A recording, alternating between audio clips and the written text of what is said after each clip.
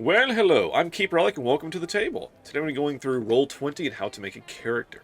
So as you can see, I have Roll20 up on screen. This is my home screen on Roll20 with all my various games. I'm just going to choose a random one that I'm a player of, and we're going to click on it. And clicking on a game gives you the basic info, when it's going to be playing next, that kind of stuff. I'm going to go ahead and jump right in and launch game.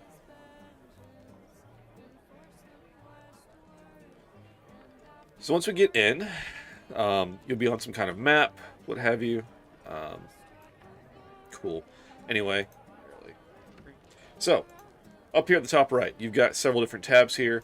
You got the chat, you got art stuff, which is mostly for DMs and things. Journal is where your character sheet's going to live, as well as some other important info. Compendium is your guide to everything. You can search here and search anything D&D knowledge. Then you got your music tab as well. Macros is really, again, kind of more for DM in most cases. And then settings, which you should check out as well, but I'm not going to deal with that right this moment. All right, so going back to journal, we're going to hit character.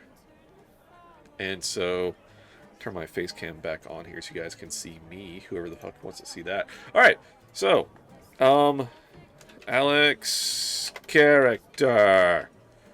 It's going to be in mine and be controllable by me.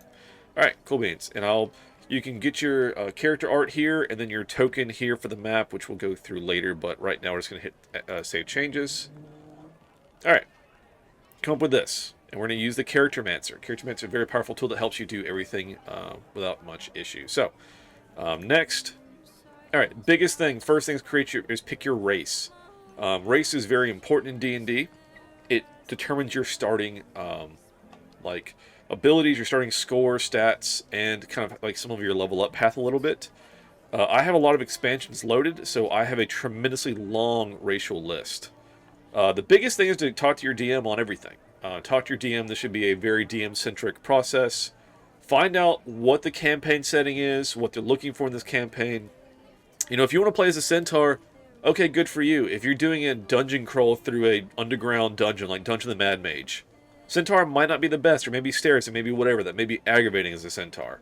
So talk about the setting. If you're in the Feywild, or you're in Shadowfell, if you're on the Material Plane, if you're on these different locations, certain races are local to that location. So it may not make sense to play a bearfolk if you're playing a very gritty Game of Thrones type setting that doesn't have a lot of magic in it.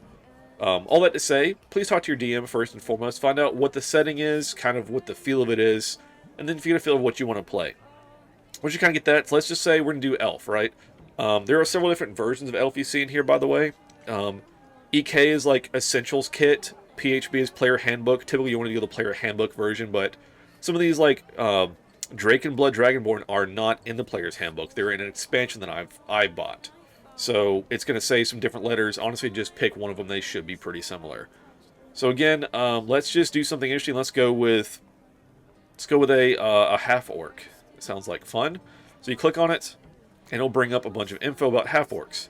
Go on the side, you can read through it, read about the background, like kind of what their things are, all that good stuff. Like what kind of their background is, like typical names of these characters, if you want to go that route.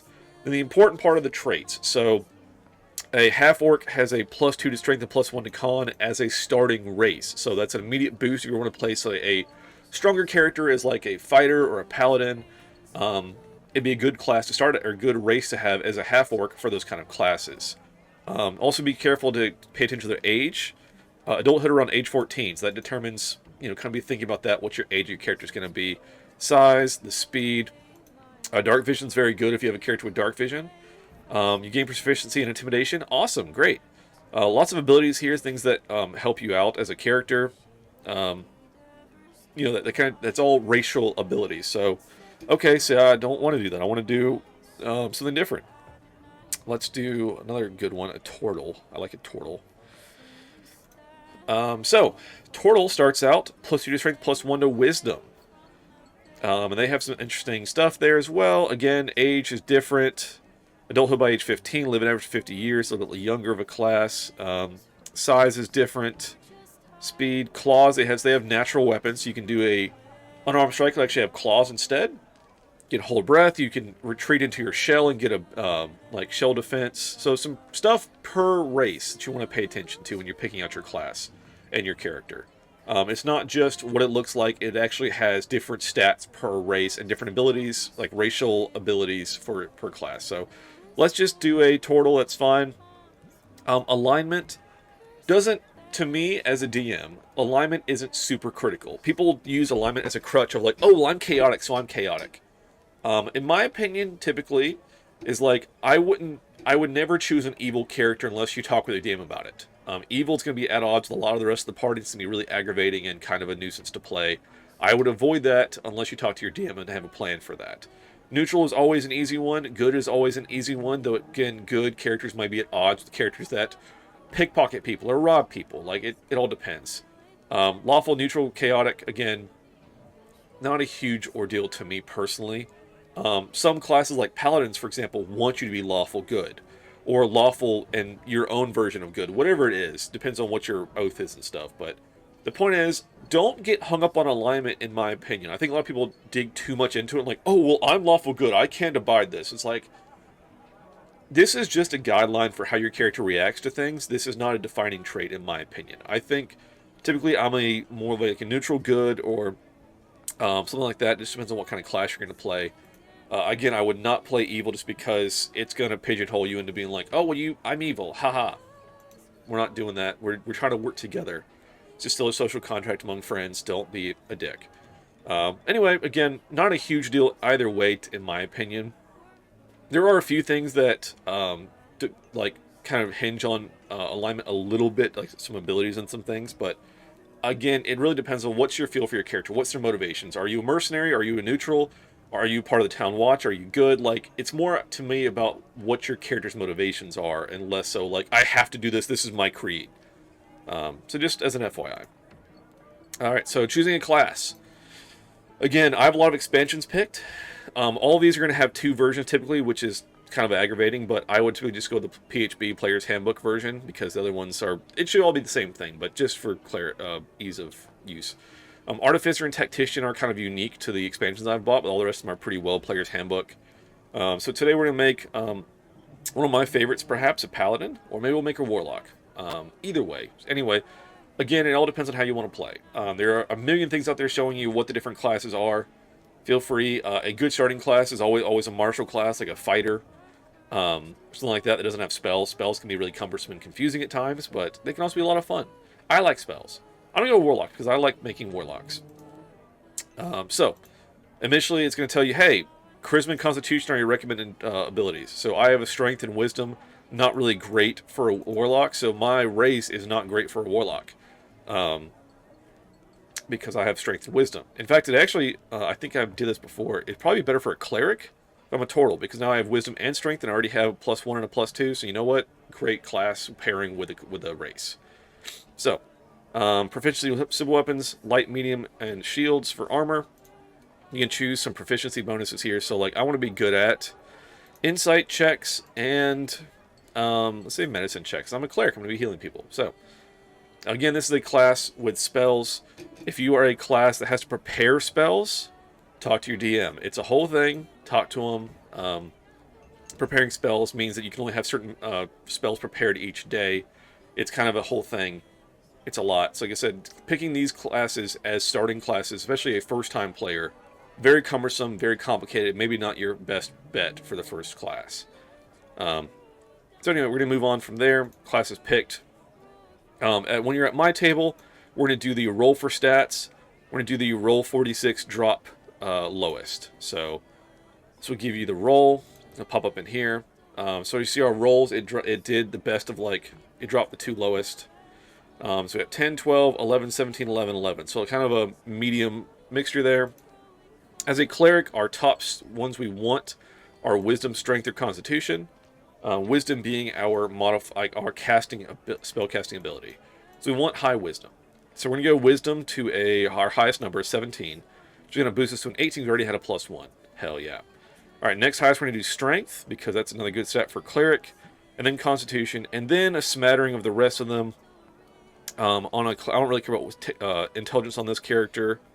It's a turtle, so not dexterity. I like having charisma because I like being able to make charismatic decisions and choices and persuasion checks and things. So I like a little more charisma. Some people dump charisma and say, "Who cares? I'm an angsty person." Is what it is. But my stats are now selected. You can see my stats across the top here, and we're ready to keep rolling. So, all right, background again is a lot to it. All of these, and I have a lot of expansions. There's a lot of them, and they all determine, again, some of your abilities, some of your traits. Take your time, read through them. Also, again, be aware of the setting you're in. Some of these, like Simic Scientist, are from something guides to something's to Ravnica, I guess. Something's guide to Ravnica. It's a different realm than you may be playing in, and so a scientist that works on biomancy stuff may not make sense in that setting. So be very aware. Pick a background that makes sense for your setting. If it's on a different plane, like if you're I'm a planar, where is it? I know it's like here somewhere. It's like planar philosopher. This is for like planescape something setting. So like this probably won't make sense for a Game of Thrones type setting where you're very gritty, low magic. This is about prerequisite planescape campaign. So be very aware of that. Some of these backgrounds are not for all campaigns. So we're a cleric. I'm gonna pick probably acolyte, just because it's a very typical spend your life in service to the temple, to the gods, yada yada yada. Very good for a cleric or religious type paladin, any of that kind of stuff. There are also plenty in here. Temple something, also charlatan clown, court servant, like criminal, diplomat, engineer. There are so many in here, and they all do different things. So read through them. It's going to take a while, but just be aware. It will give you different proficiencies. So I get language proficiency. So I'm going to speak. I already speak Common. Let's add on. I don't know. What's the setting for your campaign? Talk to your DM. Is Celestial a good one? I don't know. Is Draconic? Is Elvish a good one? I don't know. It depends on what your setting is. So talk to your DM. Figure that out. This is what your specific background grants you. I now have respect of those of your faith, and I can get like help from a temple if I go to it. Okay, cool. All right, personality traits. If you're looking for guidance as to how you play your character and you really don't have a clear goal in mind, you can roll for your personality traits and let that define how you play your character. Or if you have a very specific build in mind, as I often do, you can just pick it. Again, talk to your DM if we're rolling for personality traits. If you want to pick them, I personally like to pick them to where I can pick how my character is going to behave and what their motivations are. Or like I said, you can just roll for it. So like, let's roll, and roll. So now, all right. I spent so long in the temple that I have no practical skills. I enjoy food, drink, and the high life. Those are my traits. But I could have also picked nothing can shape my optimistic attitude. Like, however you want to build it, roll for it if you want some guidance and some randomness to your character. Or pick it.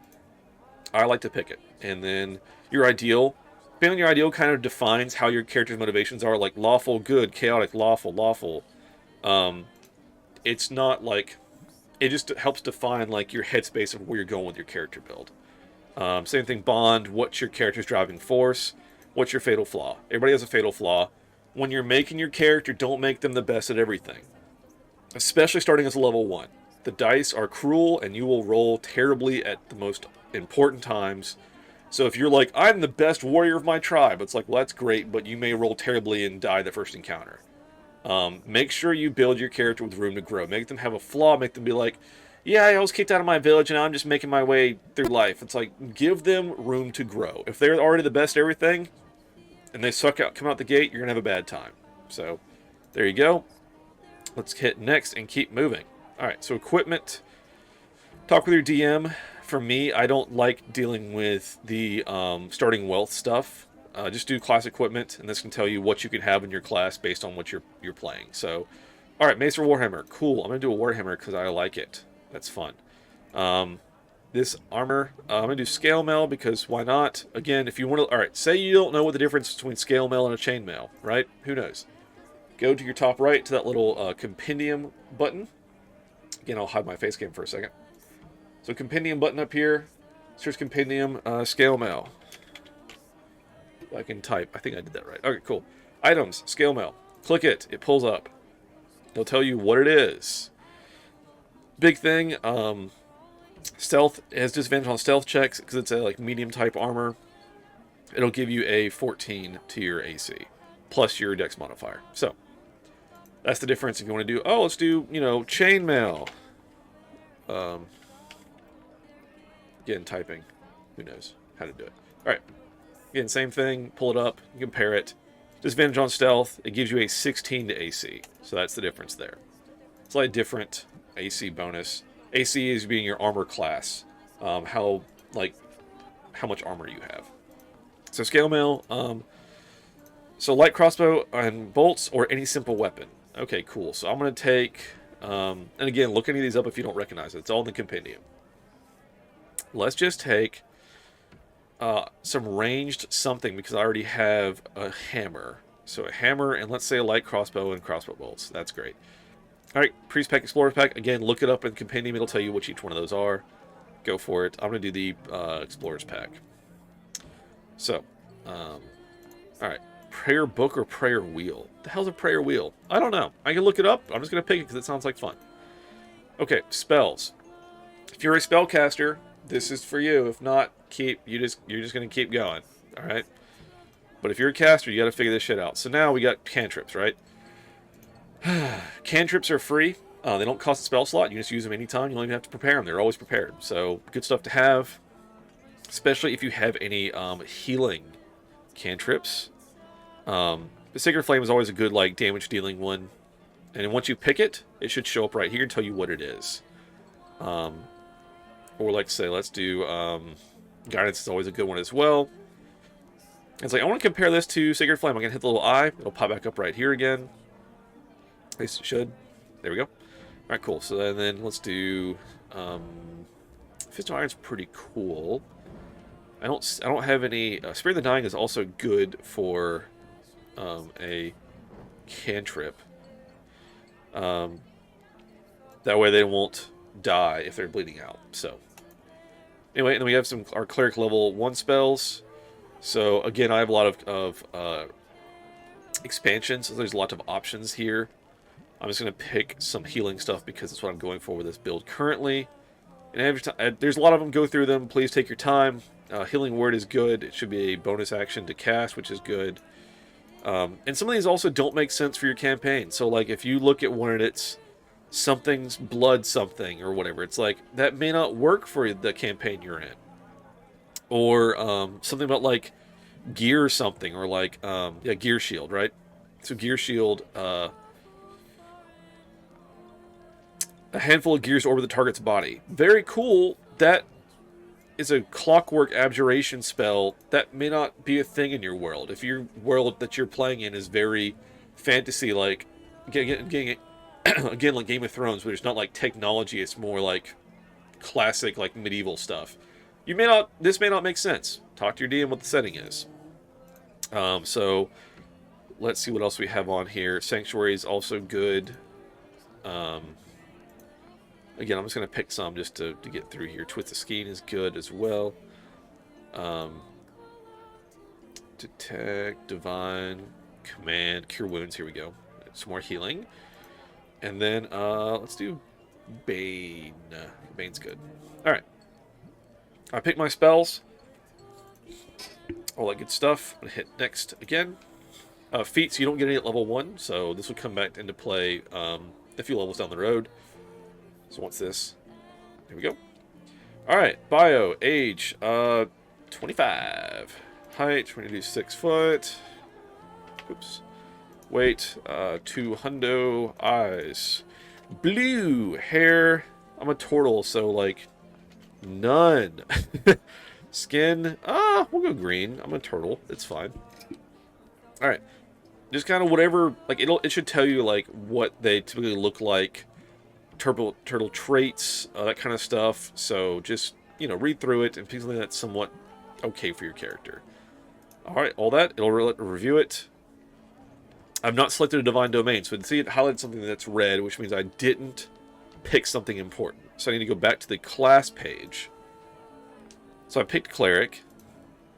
But I scrolled down and I did not choose a divine domain, so I missed that earlier. All right, so again, a million different expansions on here. This is your specialty. Again, Clockwork may not make sense if you're not in a campaign that has that kind of stuff. Blood, same thing. Black Powder, you get the point. So, yeah, Beer Domain, again, may not make sense. But there's a ton of different ones that are all different levels of stuff, like different specialties. So, Grave Domain, I like this. Grave Cleric is good. So, Grave Domain gives you some stuff. Some additional, let's see, Circle of Mortality gives you these special, like, subclass specific stuff. Eyes of the Grave is an ability. And it gives you some special spells for your domain that you wouldn't have necessarily otherwise. So, very cool stuff. Domain spells, yep. So, Bane, that kind of good shit. So yeah, just pick on that. Let's go back to the review.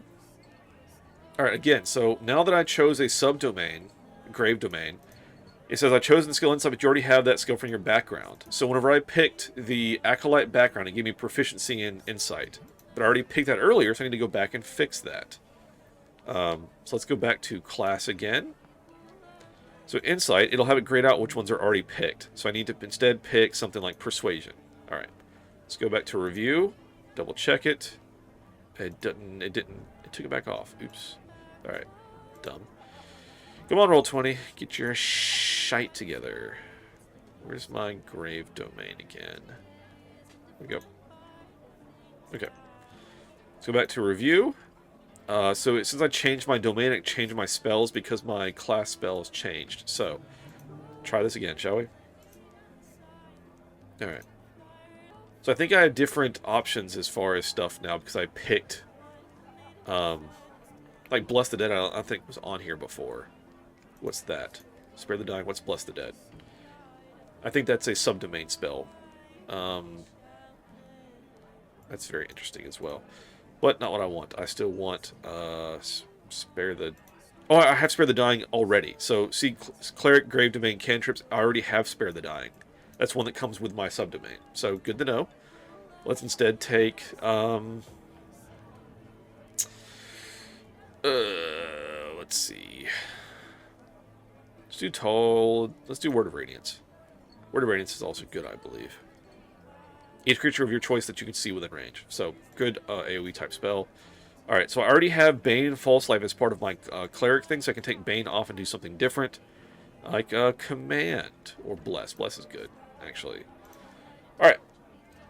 So I get these for free, and I chose my other ones. I get this one for free, so I chose other ones. Let's go back to our review. Nothing is red. Let's hit Apply Changes.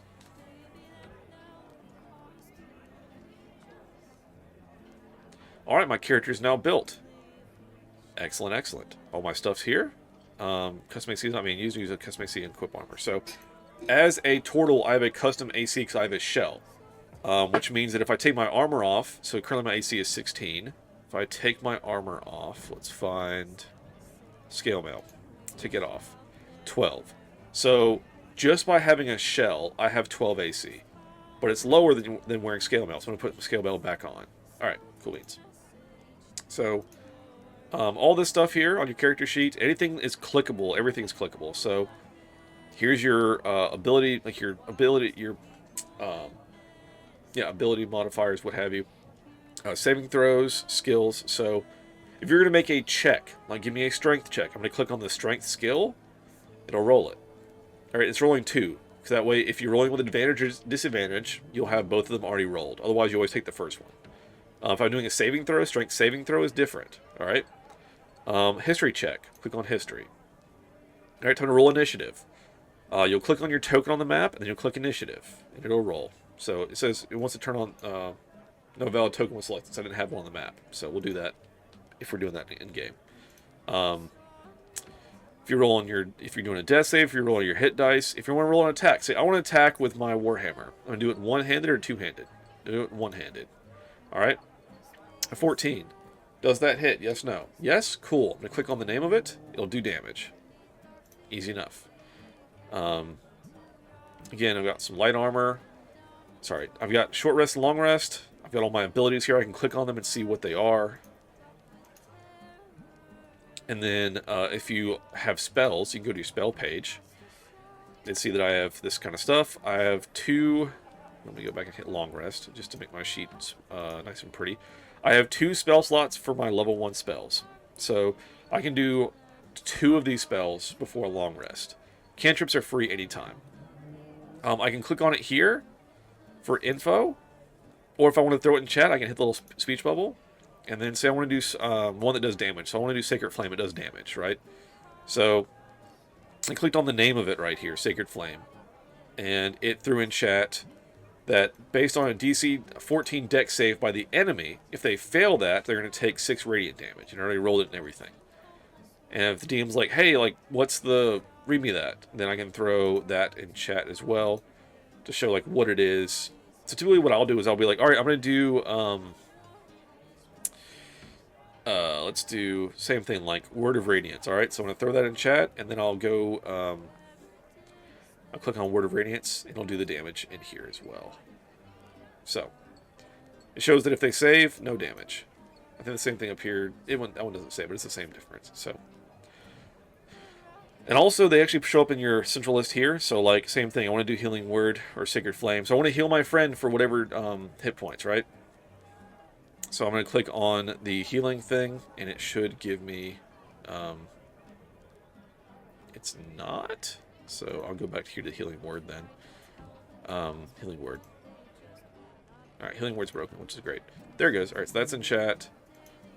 And it should roll, 1d4 plus whatever, so I'll just tell your DM to fix that if it doesn't work. But like Word of Radiance again, click it here, it'll do the damage.